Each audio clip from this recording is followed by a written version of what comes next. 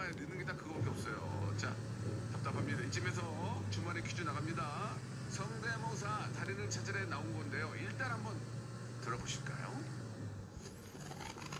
이 노래만 부르면 돼요? 네. 코끼리 아저씨는 코가 손이래.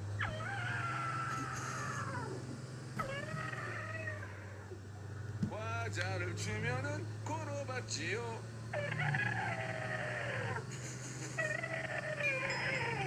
아 진짜 한 방에 이거 봐. 초단기 코랄 거야.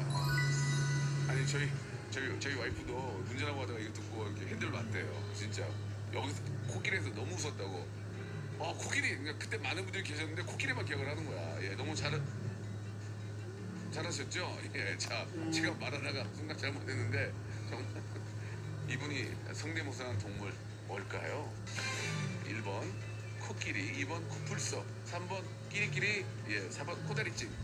1번 코끼리, 코풀소, 끼리끼리, 코다리찜. 정답을 아시는 분들은 샵8910 장문 100원 단문 50원 콩과 마이키는 무료입니다.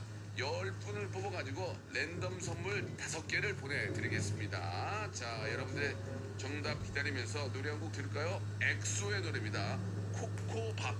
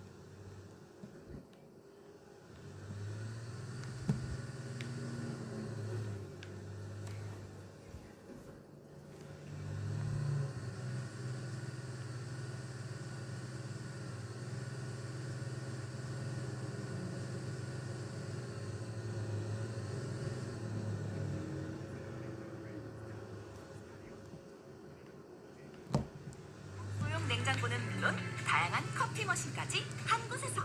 식당이나 카페 창업하시는 분들 많이 몰리겠는데? 그러니까 스타 하는 거죠. 대리점 문의는 스타리온 홈페이지를 참고하세요. 아크릴 모든 것 에드필 아놀 디지털인 제 모든 것 에드필 아놀 실사출력 모든 것 에드필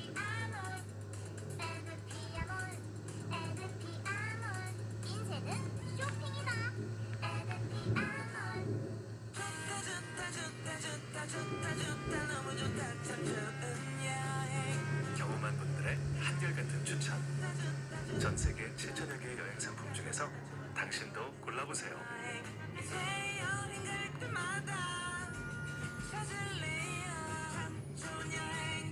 콕콕콕 거짓말 끝까지 원하죠.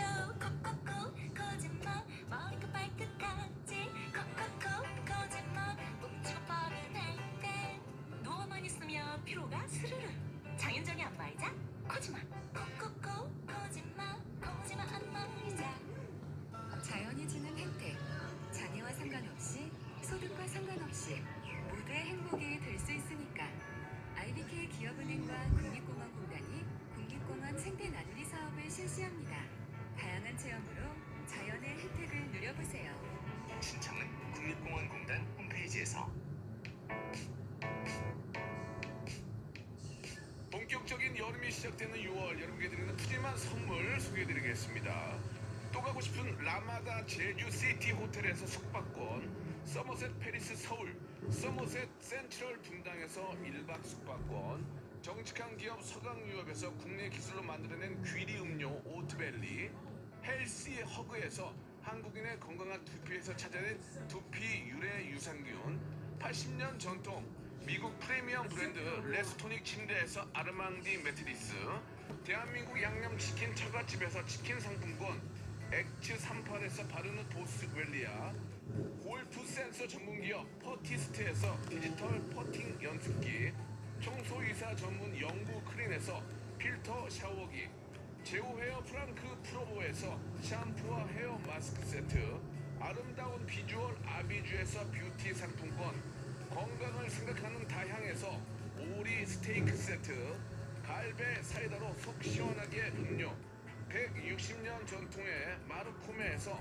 콩고기와 미소 된장 세트, 주식회사 홍진경에서 홍진경 비건 만두, 프리미엄 저당 마카롱 꼬랑지 마카롱에서 윈미 마카롱, 메디컬 스킨케어 브랜드 DMS에서 코르테 화장품 세트, 톡톡톡 예뻐지는 톡스앤필에서 마스크팩과 썬블럭, 한판으로 끝내는 하루건강 트루엔에서 OMB, 비만 하나만 20년 365MC에서 허파고리 레깅스, 사무용 가구 수 컴퍼니에서 통풍이 되는 체이드 의자, 탱글탱글 맞는 영양제 리얼 레시피에서 어린이 건강 기능식품, 두 번 구워 더욱 고소한 구형 그래놀라에서 수제 그래놀라, 행복을 전하는 디자인 가전 브랜드 제니퍼 룸에서 말하는 계란찜기를 드립니다.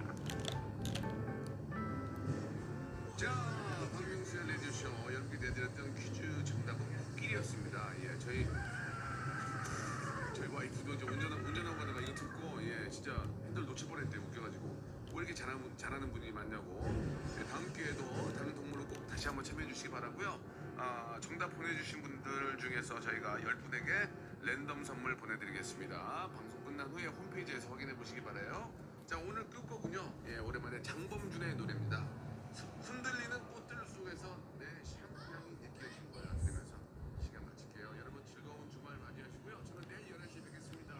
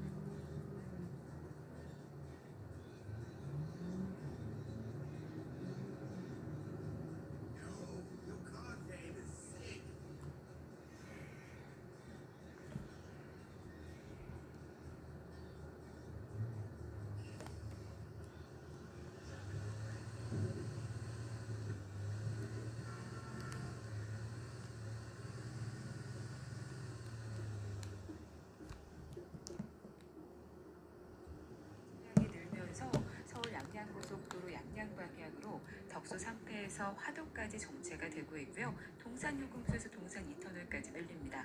경부고속도로 부산 방향으로는 충청권에 정체 집중돼 있습니다. 천안에서 옥산휴게소 부근까지 30km 넘게 막히고요. 서해안고속도로 목포 방향으로는 서평택 분기점에서 서해대교까지 정체입니다. KBS 쿨 FM 57분 교통정보 이승미였습니다.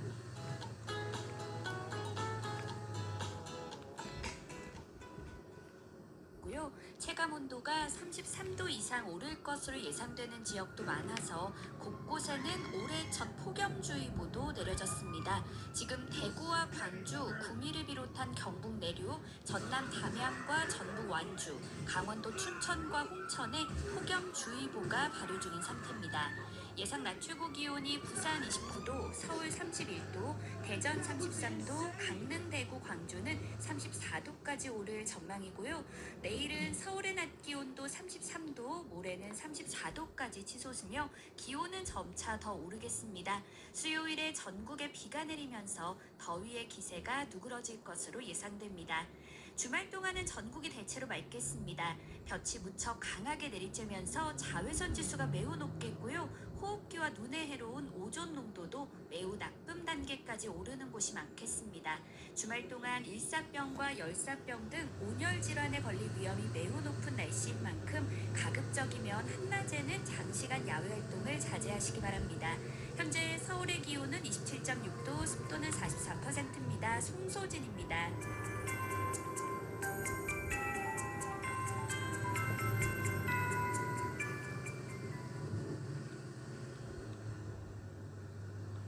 정성을 다하는 국민의 방송 KBS가 정오를 알려드립니다. AM 711kHz, FM 97.3MHz, KBS 1라디오입니다. HLKA.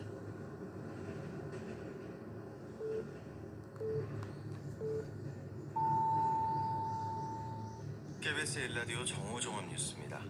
며칠 전 벨라루스 대통령이 러시아로부터 핵무기를 받기 시작했다고 했는데 푸틴 러시아 대통령도 이를 공식 확인했습니다. 북대서양조약기구 나토는 러시아 공격에 대비한 집단 방위 계획 수립을 추진하고 있는데 냉전 이후 처음입니다. 모스크바 조빈나 특파원의 보도입니다. 상트페테르부르크 국제경제 포럼에 참석한 푸틴 러시아 대통령. 이미 벨라루스에 첫 번째 전술 핵무기를 전달했고 올 연말까지 배치를 완료할 거라고 밝혔습니다. 푸틴 대통령은 러시아는 북대서양 조약기구 나토보다 더 많은 핵무기를 갖고 있다면서 국가가 위험해질 경우 쓸 수 있지만 그럴 필요는 없다고 말했습니다. 또 우크라이나에 대한 F-16 전투기 지원 움직임을 겨냥해 나토가 분쟁에 휘말릴 위험이 더 커질 거라고 경고했습니다. 벨기에에선 나토 국방장관들이 모였습니다. 나토는 러시아의 벨라루스 핵 배치 발표를 매우 중대하게 받아들인다며 계속해서 면밀히 주시할 거라는 입장을 밝혔습니다.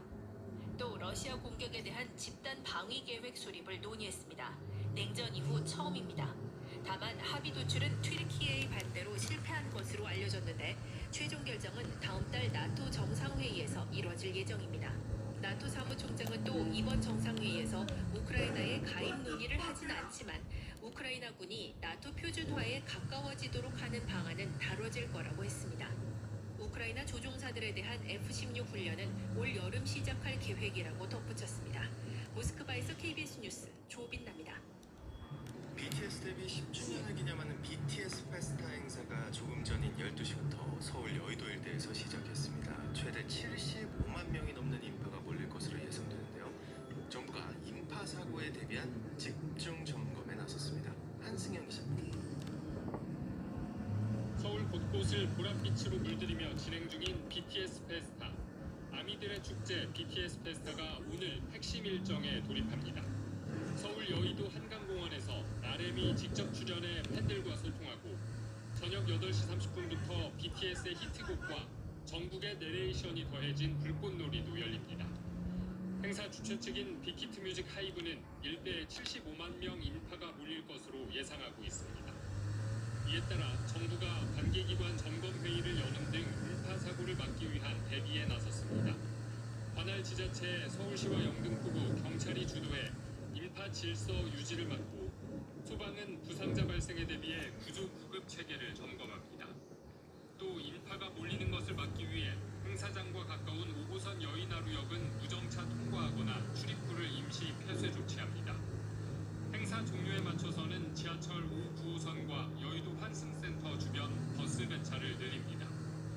행사장 주변에는 교통경찰 630여 명을 집중 배치할 계획입니다. 한편 오늘 잠실 일대에서도 여러 대규모 행사가 열립니다. 올림픽 주경기장에서는 유명 팝스타 브루노 마스의 내한 공연이, 올림픽공원 핸드볼 경기장에서는 그룹 마마무의 콘서트가 열립니다. 잠실 야구장에서는 두산과 LG의 프로야구 경기도 예정돼 있습니다. 고합 14만 명 이상이 몰릴 것으로 예상돼 인파 사고가 우려되는 만큼 서울교통공사는 종합운동장역에 안전인력 20명을 추가 배치하고 주변역의 경우에도 혼잡도가 높아질 경우 인력을 긴급 투입하기로 했습니다. KBS 뉴스 한승현입니다. 몬테네그로에서 위조 여권을 사용한 혐의로 기소된 권도영 씨가 어제 재판에서 자신의 혐의를 인정했습니다. 혐의를 완강히 부인하던 권 씨가 돌연 입장을 바꾸면서 길어질 뻔한 재판이 오는 19일에 끝날 것으로 보입니다. 하지만 불법 정치자금 수사가 시작되면서 송환 일정은 한층 더 불투명해졌습니다. 유호윤 특파원이 보도합니다. 현지 시각으로 어제 몬테네그로 포드고리차 지방법원에서 열린 재판에 권도영 씨는 머리를 짧게 자르고 나타났습니다. 권 씨는 위조 여권 사용 혐의를 강하게 부인했던 이전 재판과 달리 혐의를 인정했습니다. 권 씨는 친구 추천으로 싱가포르에 있는 대행사를 통해 코스타리카 여권을 구했는데 그동안 위조 여권인 줄 몰랐다고 주장했습니다. 그러면서 코스타리카 여권으로 다른 국가도 여행했기에 여권 진위를 의심하지 않고 포드고레차에서 사용했다고 주장했습니다. 권 씨는 또 함께 붙잡힌 측근 한창준 씨는 죄가 없으니 자신만 처벌해달라고 밝혔습니다. 검찰은 권 씨가 가진 벨기에 여권은 가명과 가짜 생년월일로 되어 있다며 나쁜 의도로 여권을 만든 게 분명하니 재판부에서 적법하게 처벌해달라고 요구했습니다. 당초 여권 위조 여부 확인 절차로 재판은 장기화될 것으로 예상됐습니다. 하지만 권 씨가 입장을 받고 혐의를 인정하면서 재판부는 오는 19일을 선고 기일로 정했습니다. 권 씨의 위조 여권 사용 혐의 재판은 선고 이후 항소하지 않으면 그대로 끝나지만 권 씨에 대한 새로운 수사가 시작됐습니다. 몬테네그로 특별검찰청은 불법 정치자금 제공 의혹과 관련해 권 씨를 어제 소환 조사했습니다. 몬테네그로 야당 유력 정치인에게 정치자금을 줬다고 자백한 권 씨의 옥중 편지가 수사로 이어진 겁니다. 권 씨가 불법 정치자금 제공 혐의로 추가 기소되면 다시 재판이 시작돼 송환 일정 지연이 불가피합니다. 일각에선 권 씨가 의도적으로 송환 지연을 위해 옥중 편지로 정치자금 전달을 자백한 것 아니냐는 분석이 나옵니다. 베를린에서 KBS 뉴스 유호윤입니다. 대구와 광주, 춘천 등 내륙 지역 곳곳에 올여름 첫 폭염주의보가 내려졌습니다. 기상청은 오늘 11시를 기해 대구와 광주, 구미와 영천 등 경북 7개 시군, 또 전남 담양, 전북 완주, 강원 춘천과 홍천 지역에 폭염주의보를 내렸습니다. 폭염주의보는 일 최고 체감 온도가 이틀 이상 33도를 웃돌 것으로 예상될 때 내려지며 체감 온도가 35도를 넘어갈 것으로 예상되면 폭염경보로 강화됩니다. 질병관리청이 올해 첫 비구리오 폐혈증 환자가 발생했다며 어패류 섭취 시 각별한 주의가 필요하다고 밝혔습니다. 감염자는 60대 남성으로 지난 12일 발열과 하지 통증 등의 증상으로 입원 치료를 받던 중에 확진됐습니다.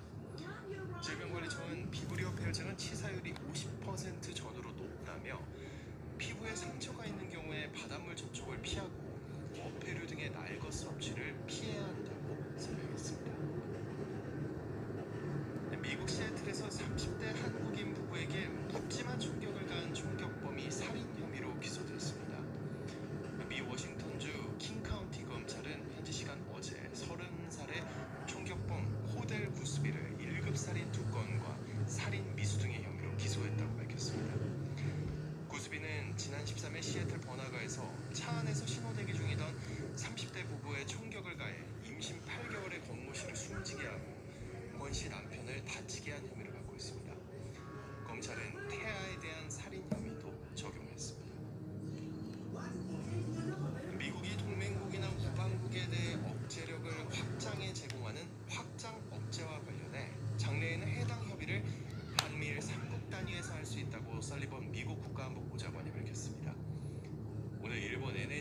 보도에 따르면 일본을 방문하고 있는 설리번 보좌관은 어제 취재진과 만나 확장 억제 협의에 대해 언급하며 당장은 미일, 한일 양국 간 협력을 심화하는 데 주력할 것이지만 그 뒤에는 3개국 협력에 대해 결단하게 될 것이라고 밝혔습니다.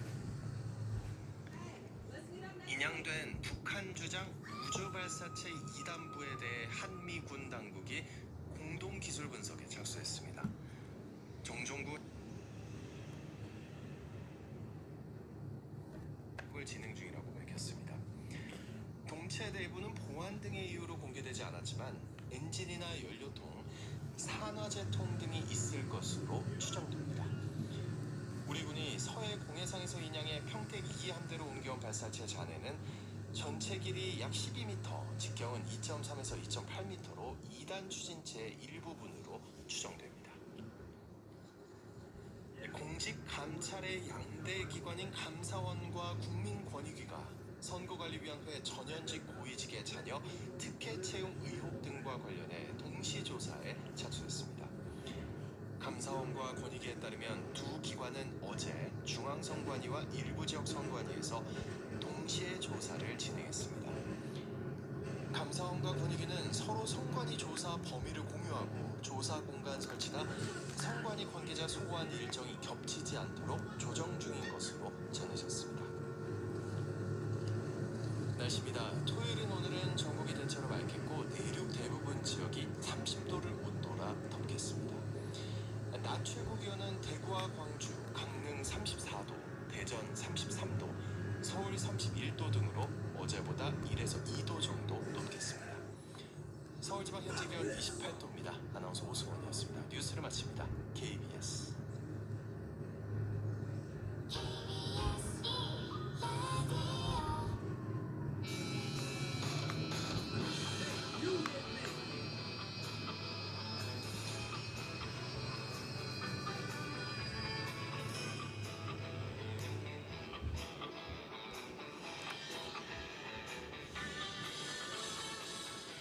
주말 시사의 중심, 정관용의 시사본부. 여러분 안녕하십니까, 정관용입니다.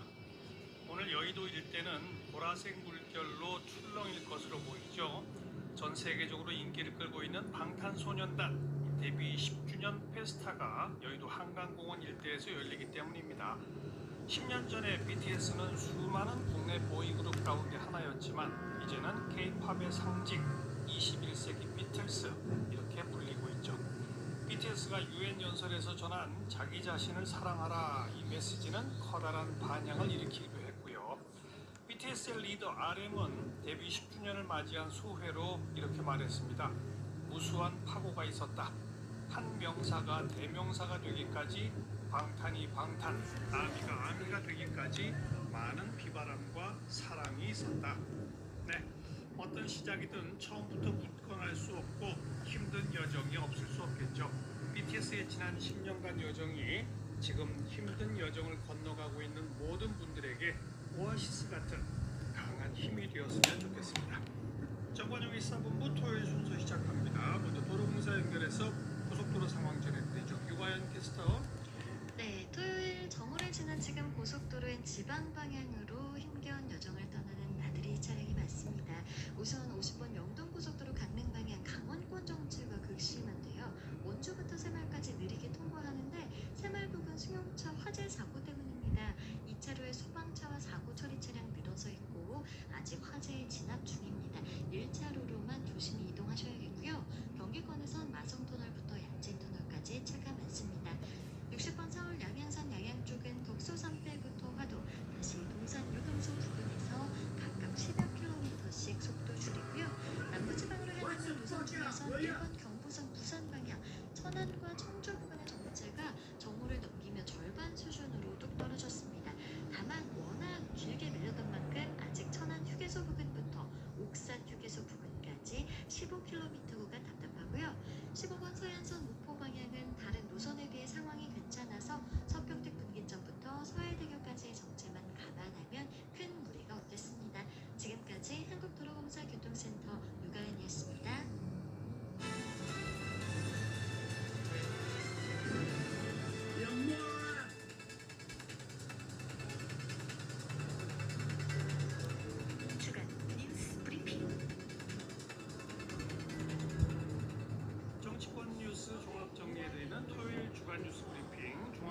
이창훈 기자와 함께하죠. 이 기자 어서 오세요. 예, 안녕하세요. 싱하이밍 주한 중국 대사와 이 민주당 이재명 대표 회동 발언 논란, 이 양국 간의 신경전으로도 번졌죠.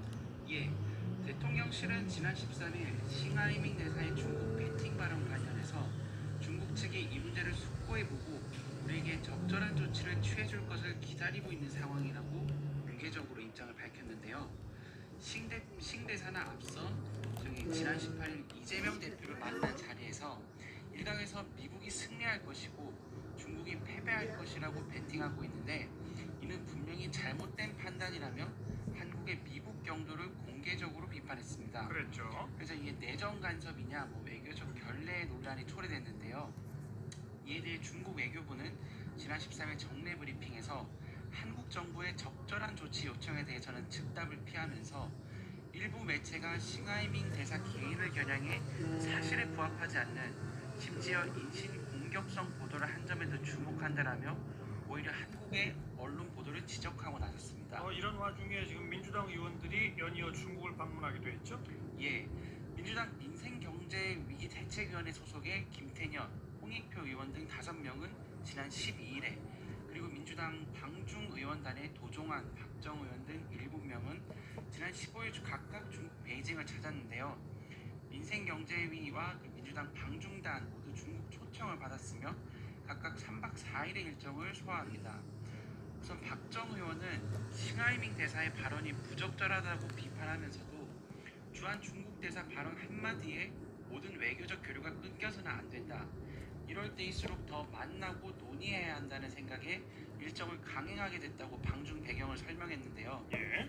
그러자 이제 국민의힘은 중국 배팅 발언 논란 속에서 민주당 의원들이 대대적으로 중국행을 간 것을 두고 안방 조공에 이어 원정 조공에 나선 것이라고 강하게 질타했는데요. 국민의힘 박대출 정책위원장은 지금은 시기적으로나 명분으로나 적절하지 않다. 안방에서 구려 외교를 펼치더니 이제는 중국까지 건너가 구려 외교를 펼칠 것인가라고 공개적으로 비판했습니다. 네. 그 민주당 전당대회 돈봉투 의혹 관련된 윤관석, 이성만 의원에 대한 체포동의안 결국은 부결됐죠? 예, 지난 12일 오후 국회에서 열린 본회의에서 두 의원에 대한 체포동의안 표결이 있었는데요. 반대표가 찬성표보다 더 많이 나와서 부결됐습니다. 113석의 국민의힘 그리고 6석의 정의당은 체포동의안 찬성을 당론으로 정했지만 민주당은 자율투표로 의원들에게 맡겼는데요.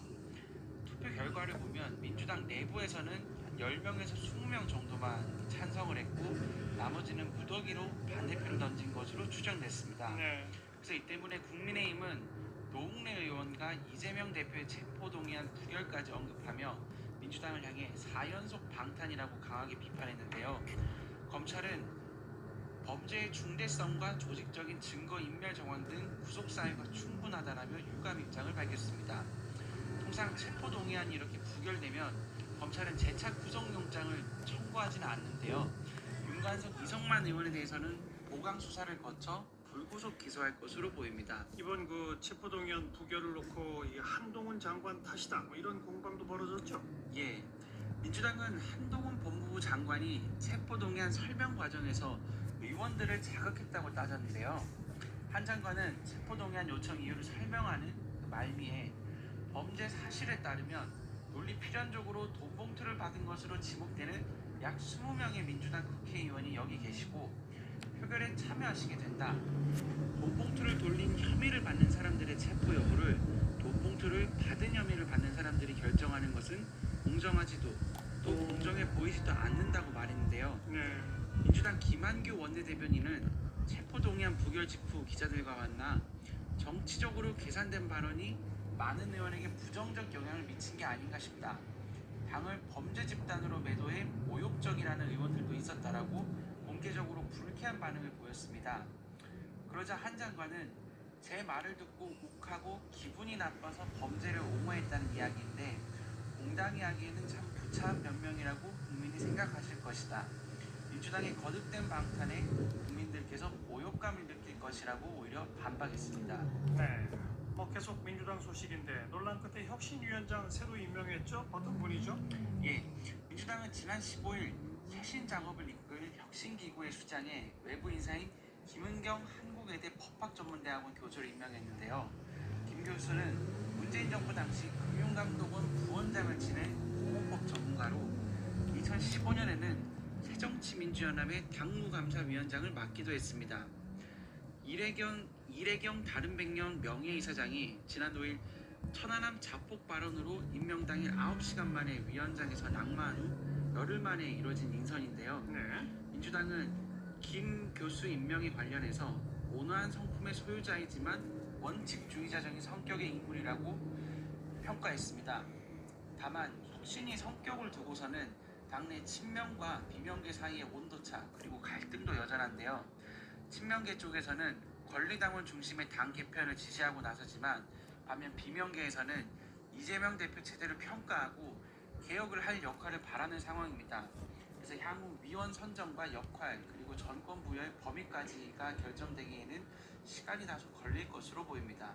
국민의힘도 조직 강화 특위를 가동하면서 조직 정비에 나섰죠. 또 김기현 대표는 검사 왕국이라고 하는 건 억측이다. 시스템 공천을 하겠다 이렇게 강조했죠. 예, 김기현 대표가 지난 15일 열린 취임 100일 기념 기자간담회에서 능력 중심의 민심 공천이 되도록 할 것이다 라고 했는데요. 윤석열 대통령과 인연이 있는 검사 출신 인사가 대거 내년에 공천을 받는 검사 공천이 이뤄질 거라는 어떤 이 우려에 대해서는 검사 왕국이 될 것이라는 얘기는 근거 없는 기우에 또 터무니없는 억측이라고 강하게 반박했습니다. 국민의힘은 최근 조직 강화 특위도 가동하면서 공석인 35개 당협위원장의 정비에도 나섰는데요. 김 대표의 단언과 달리 사실 내부에서는 당의 텃밭인 영남 지역에 대통령실 그리고 내각에 기용된 검찰 출신들이 내년 총선에 대거 도전할 것이라는 우려도 여전한데요. 특히 최근에는 우병우 전 민정수석의 출마설이 불거지자 당내에서는 부정적인 기류도 만만치 않은 것으로 보입니다. 아마 올해 연말쯤에 실제 공천권을 누가 행사할지가 관건이 될 것으로 보입니다. 이 국민의힘의 황보승희 의원 이 불법 정치자금 의혹 수사를 지금 받고 있는데 관용차를 사적으로 이용했다. 사생활 논란이 계속 번지고 있죠. 예, 먼저 부산경찰청 반부패 공공수사대가 황보승희 의원의 정치자금 부정수수와 청탁금지법 위반 의혹을 수사 중인데요. 최근에는 황보승희 의원의 전 남편이 A씨를 참고인으로 소환해 조사했다고 합니다. A씨는 21대 국회의원 선거 당시 황보 의원이 지역의 정치인 60여 명으로부터 돈을 받은 내역을 기록한 장부를 제출한 것으로 알려져 있습니다.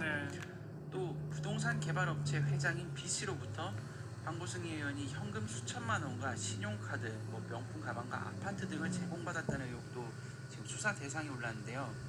B씨는 황보 의원과는 내연 관계로 관용차를 함께 타고 의원회관을 드나들며 의원 보좌진도 사적으로 이용했다는 의혹도 받고 있습니다.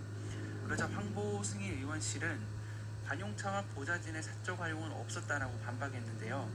또 불법 정치자금 의혹에 대해서는 전 남편의 일방적인 주장이라며 가정폭력 피해 사진을 SNS에 공개하기도 했습니다. 그러자 국민의힘 당무감사위원회는 진상 파악을 위해 우선 황보 의원 관련 의혹에 대해 당무조사를 실시하기로 결정했습니다.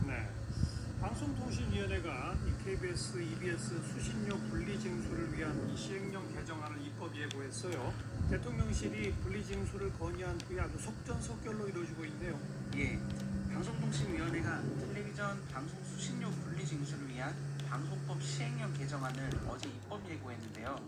지난 5일 대통령실이 TV 수신료 분리징수 조치를 권고한 지 11일 만입니다. 또 방통위가 자체 전체 회의를 열어 방송법 시행령 개정안을 상정하고 안건으로 접수한 지 이틀 만에 입법 예고인데요. 방통위는 입법 예고 기간을 열흘로 정했으며 이 정도 추진 속도라면 다음 달 중순까지 법제처 심사 그리고 국무회의 심의 의결을 거쳐 대통령 재가까지 마칠 것으로 보입니다.